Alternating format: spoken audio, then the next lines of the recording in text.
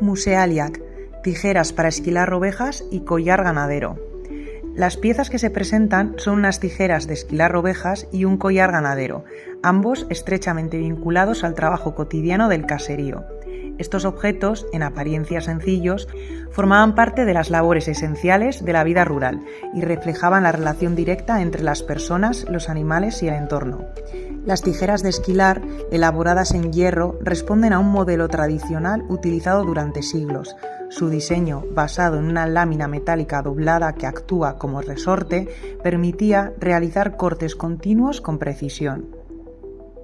El collar, por su parte, servía para identificar y controlar al ganado, y en muchas ocasiones incorporaba cencerros cuyo sonido ayudaba a localizar a los animales en el monte.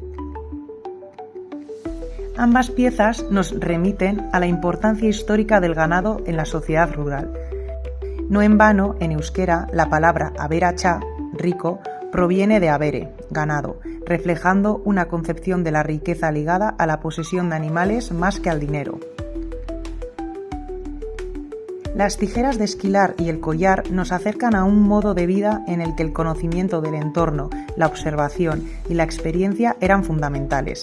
A través de estos objetos podemos intuir no solo las tareas que se realizaban, sino también la organización del trabajo, las relaciones sociales y la forma de entender la riqueza y el territorio.